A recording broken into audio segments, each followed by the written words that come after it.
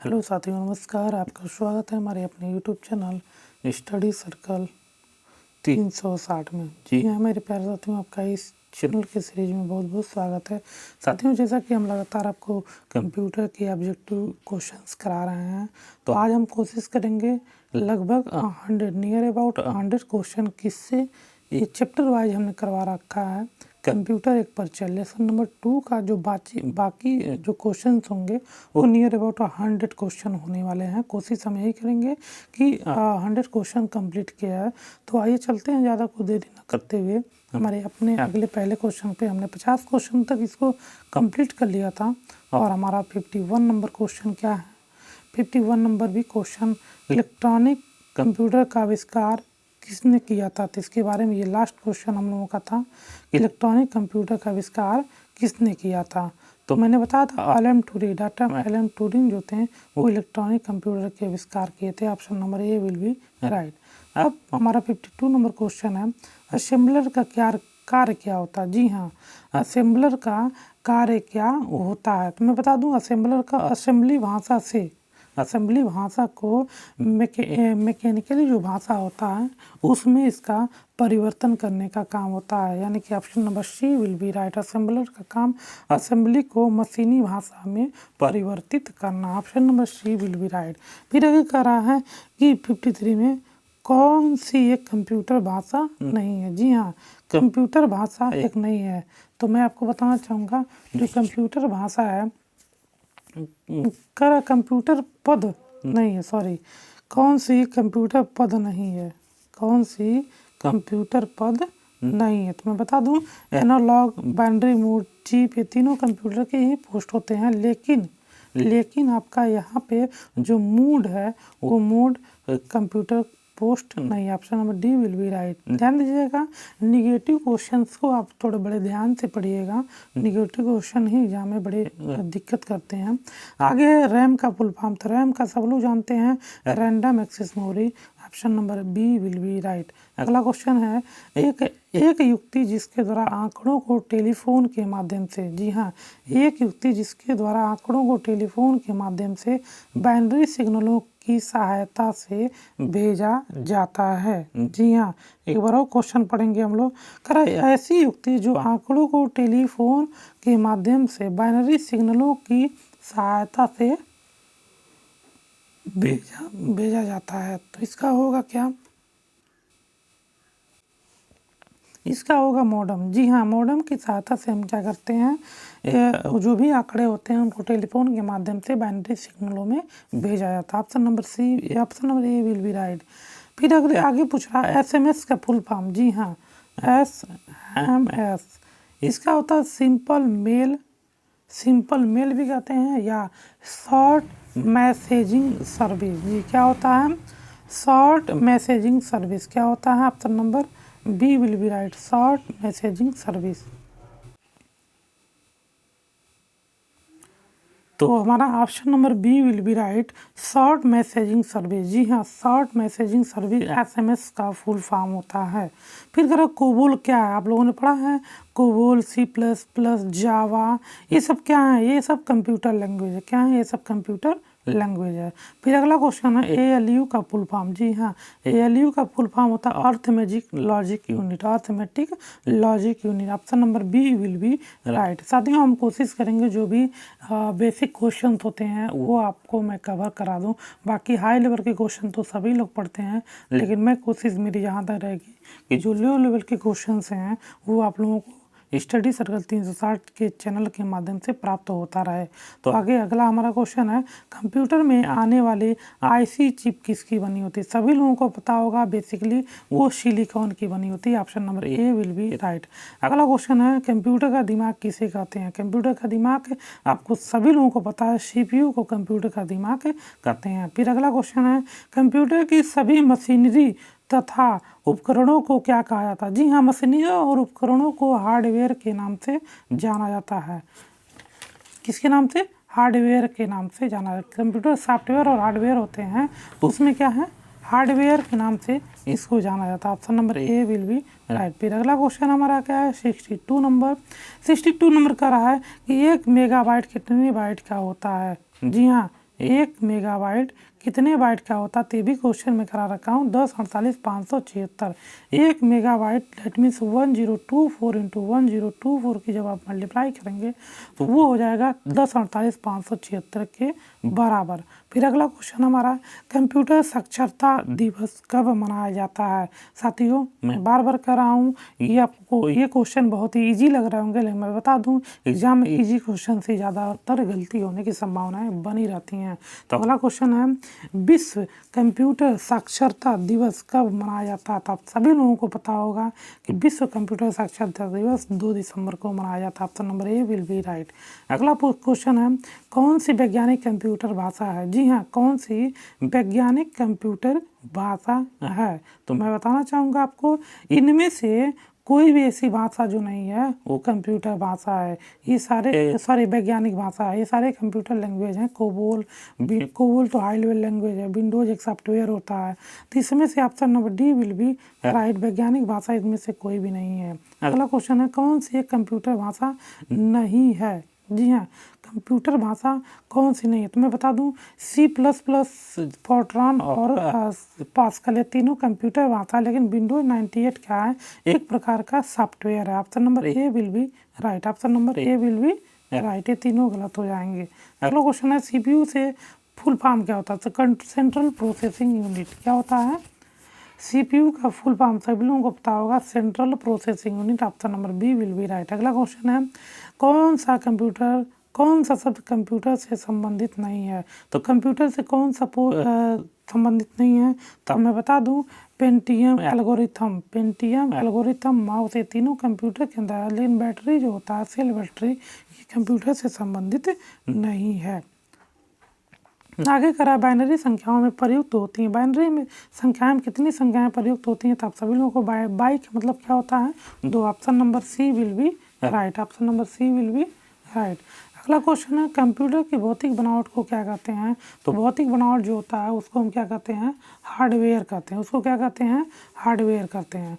फिर आगे कह रहा है, निम्नलिखित परिपथों में से किसका प्रयोग कंप्यूटर की स्मृति यंत्र यानी कि मेमोरी डिवाइस की भांति किया जाता है। तो मैं आपको बता दूं कि इसका जो आंसर होगा, परिशोधक नाम से जो होता है उसको हम कहते हैं मेमोरी डिवाइस की भांति प्रयोग किया जाता है। फिर अगर 1 किलोबाइट किसके बराबर होता है, 1 किलोबाइट किसके बराबर होता है। तो आप सभी लोगों को पता है 1 KB इज इक्वल कितना होता है जी आपका, 1 KB is equal 1024 byte. Option number D will be right. अगला करा, कंप्यूटर का नियंत्रक भाग कौन सा होता है, कंट्रोलिंग पार्ट कौन सा होता है। तो मैं बता दूं, सेंट्रल जो CPU का भाग होता है उसी को कहते हैं, सेंट्रल प्रोसेसिंग यूनिट के भाग को क्या कहते हैं, नियंत्रक भाग कहते हैं। फिर कर 1 मिलीनियम का अर्थ कितना होता है, 1 मिलीनियम का अर्थ कितना होता है। Option number D will be right, 1000 वर्ष, 1000 वर्ष। अगला हमारा क्वेश्चन है, याहू, गूगल, MSN क्या है। जी हाँ, याहू, गूगल और MSN क्या है। तो हमें सबसे इजी क्वेश्चन हमें ये लग रहा है, ये तो आप सभी लोगों को पता है, ये इंटरनेट की क्या है, साइट्स हैं। Option number A will be right. फिर अगला करा, WWW यानी कि वर्ल्ड वाइड वेब क्या होता है, वर्ल्ड वाइड वेब, यानी कि option number C will be right. WWW का फुल फॉर्म सभी लोगों को पता है। अगला क्वेश्चन हमारा है, 76 NE1 का फुल फॉर्म क्या है। जी हाँ, NE1 का फुल फॉर्म क्या है, इसको आप जानते हैं आप लोग। NE1 मतलब electronic numerical integrated and computer, electronic numerical integrated circuit जो कंप्यूटर होता है वो NE1 का क्या होता है, फुल फॉर्म होता है। Option number C will be right. फिर अगर कंप्यूटर में किसके द्वारा इनपुट किया जाता है, तब कीबोर्ड के द्वारा, सभी लोग जानते हैं कीबोर्ड के द्वारा इनपुट किया जाता है। Option number C will be right. Sorry. फिर अगला प्रश्न है, पहला इलेक्ट्रॉनिक कंप्यूटर NE1 कब विकसित किया गया था। जी हाँ, पहला इलेक्ट्रॉनिक कंप्यूटर NE1 कब विकसित किया गया था। ऑप्शन नंबर मैं बताना चाहूँगा, ऑप्शन नंबर डी 1956 में। जी हाँ, 1956 1956 में NE1 को विकसित किया गया था, 1956 ईस्वी में।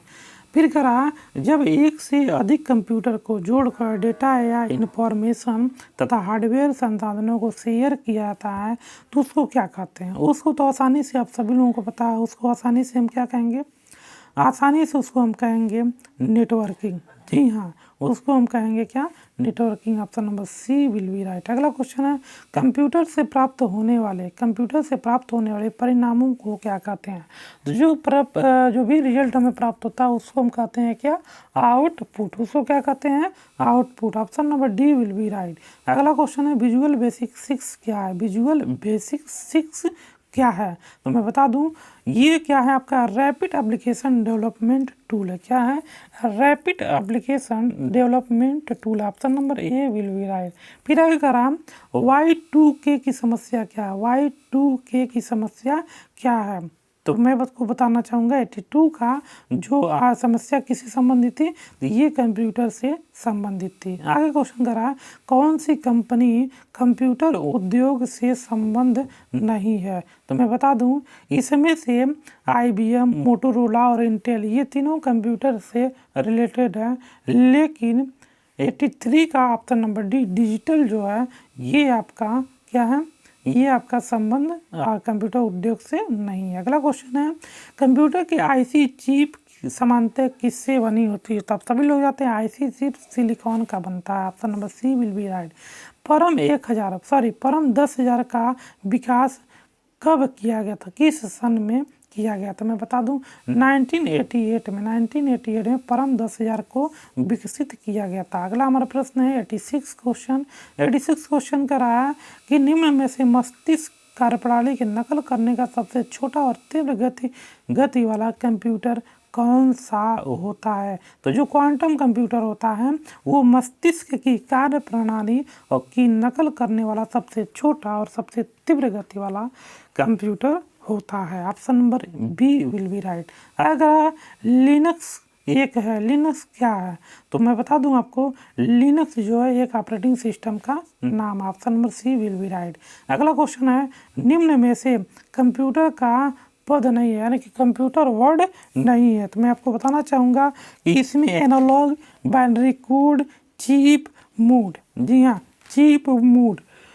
तो इसमें से जो चिप है, एनालॉग और बाइनरी कोड है, ये कंप्यूटर का पोस्ट है, बट मोड जो है आपका कंप्यूटर पद नहीं। Option number D will be right. अगला क्वेश्चन है कंप्यूटर हार्डवेयर को जो आंकड़ों को बहुत अधिक मात्रा में भंडारित कर सकता है उसको हम क्या कहलाता है, उसको हम बहुत ज़्यादा कौन सा ऐसा भाग है जिसमें कौन सी ऐसी मेमोरी जिसमें बहुत ज़्यादा डाटा स्टोर किया जा सकता है। तो मैं बता दूं जो डिस्क होता है उसमें ज़्यादातर मात्रा में हम डाटा को स्टोर कर सकते हैं। कितने बिट 1 बाइट का होता है, ये क्वेश्चन पहले ही मैं अपने दूसरे तीसरे वीडियो के प्रीवियस जो तीसरे वीडियो होंगे उसमें मैंने बता दिया था कि आपका 8 बिट 1 बाइट के बराबर होता। कितना, 8 बिट्स 1 बाइट के बराबर था। Option number B will be right. Option number B will be right. CD ROM का फुल फॉर्म क्या होता है, CD का मतलब सभी लोग पता है compact disc read only memory, compact disc read only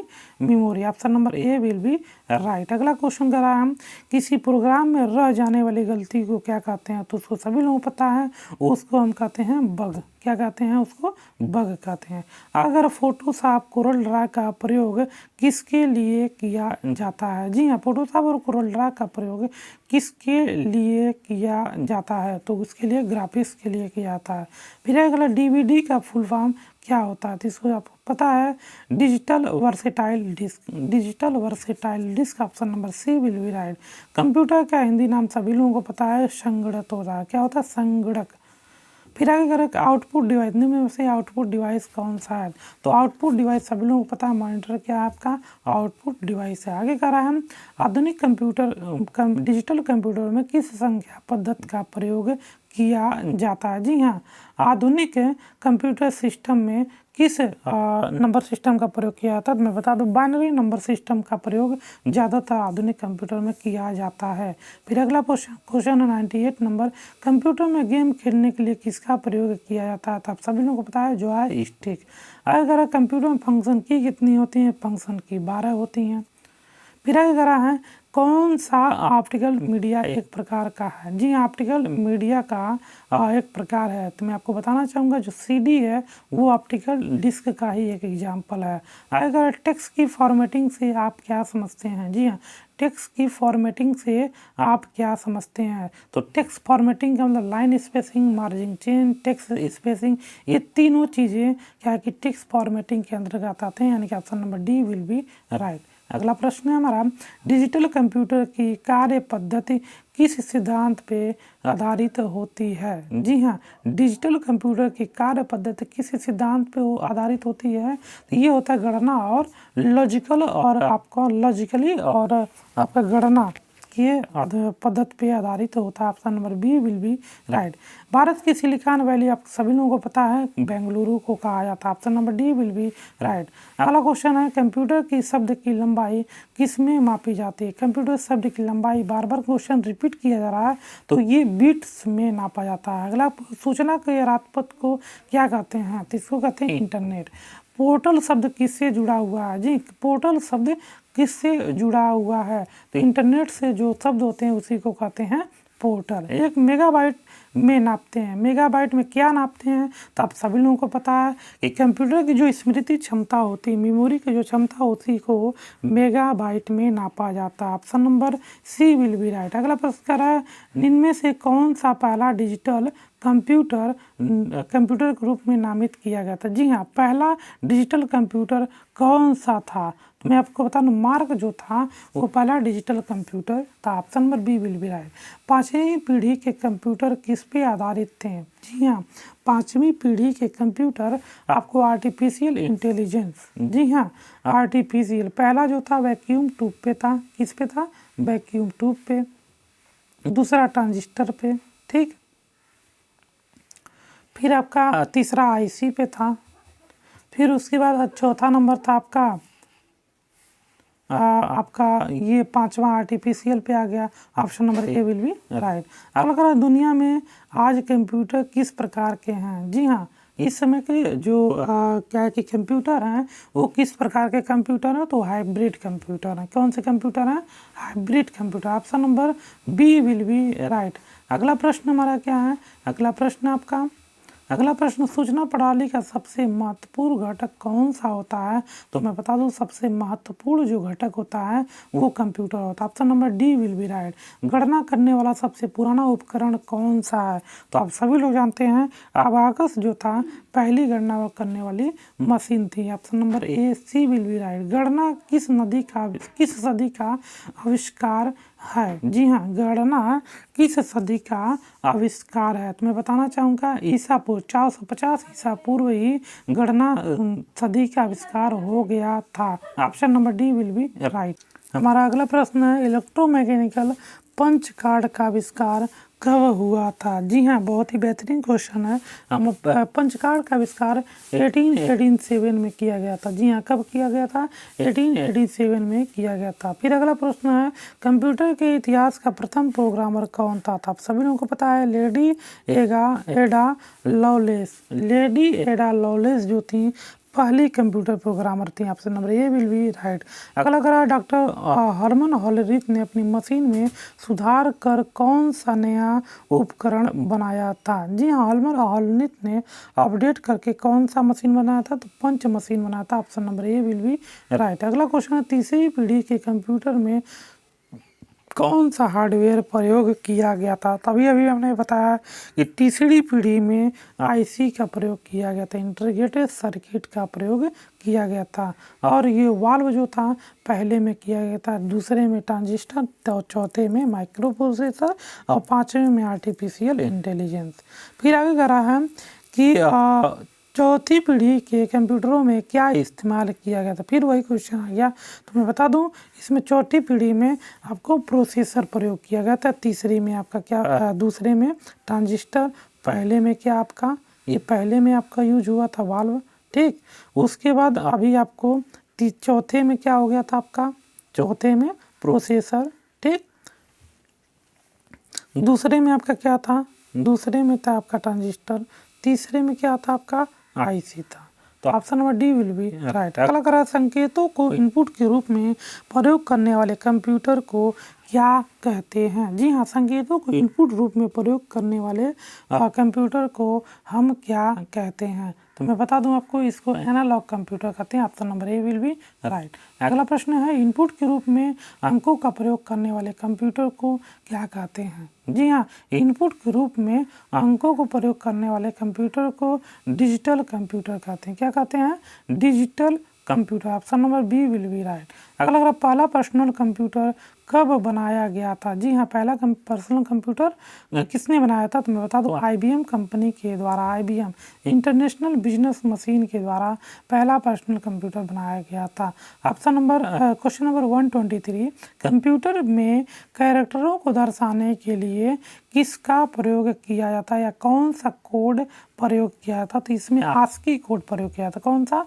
ASCII code प्रयोग किया था। फिर कितने बिट मिलकर एक बाइट मिलते हैं? जी हाँ, कितने बिट मिलकर एक बाइट बनते हैं? तो आप सभी लोगों को पता है कितने बिट मिलकर एक बाइट बनते हैं? तो 8 बिट मिलकर एक बाइट बनते हैं। फिर अगला प्रश्न है 125, रोम का full form read only memory क्या होता है? Read only memory.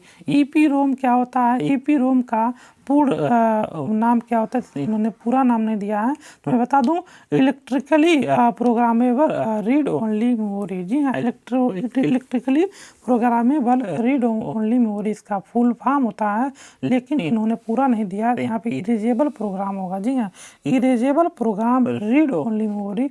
Option number A will be right. फिर क्या, इंटेल 80286 का आविष्कार कब हुआ था? जी हाँ, इंटेल 80286 का आविष्कार कब हुआ था? तो मैं बता दूं, आगे का जो 80 है वो 1980 में ही किया था। Option number A will be right. आगे का जो कोड है उससे आप पता कर सकते हैं कि इंटेल 80286 का आविष्कार कब हुआ था। Option number A will be right. Transistor क्या है? तो ट्रांजिस्टर सभी लोगों को पता है, एक सेमी कंडक्टर डिवाइस। क्या है? सेमी कंडक्टर डिवाइस है। ट्रांजिस्टर किस चीज़ का बना होता है? तो आप सभी लोगों को पता है, सिलिकॉन और जर्मेनियम का बना होता है। आगे अगर कंप्यूटर को संचालित करने के लिए किसका प्रयोग किया जाता है? तो इसको आपको पता है, ऑपरेटिंग सिस्टम का प्रयोग किया जाता है। फिर डाटा को संचारण को मापने के लिए किसका इकाई क्या होता है या किसका प्रयोग किया जाता है?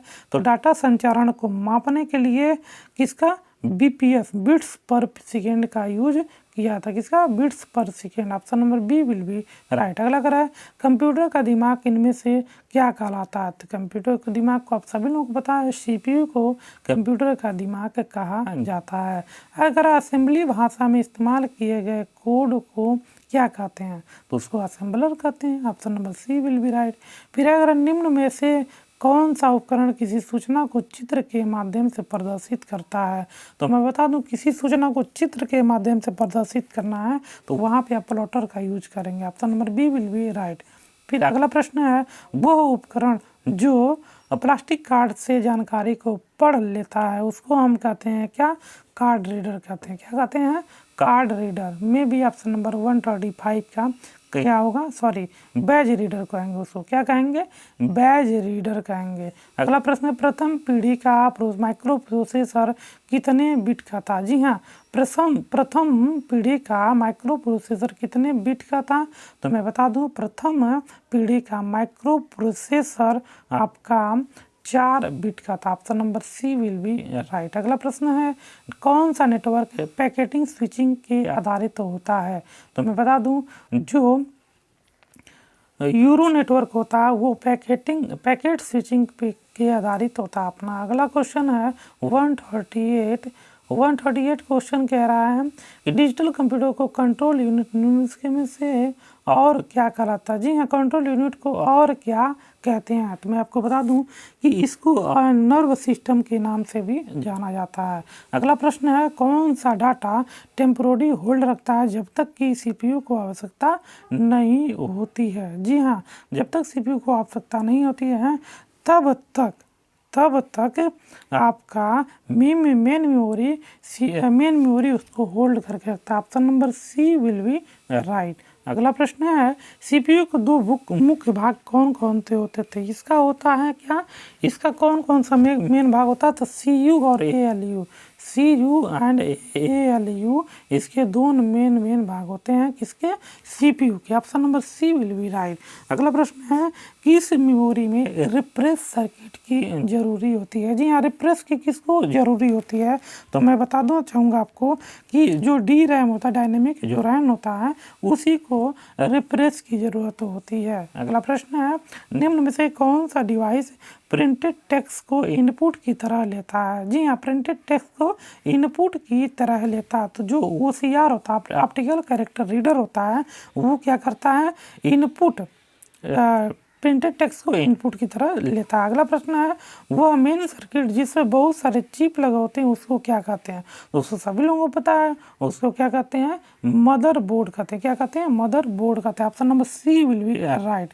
अगला प्रश्न है कौन सा मेमोरी माध्यम मेन मेमोरी के लिए इस्तेमाल किया जाता है। जी हाँ, तो इसके लिए मैग्नेटिक टेप का प्रयोग किया जाता है। दुनिया का पहला लैपटॉप किसके द्वारा बनाया गया था, तो आपको मैं बताना चाहूँगा दुनिया का पहला लैपटॉप आपका एप्सन 9081 के द्वारा बनाया गया था।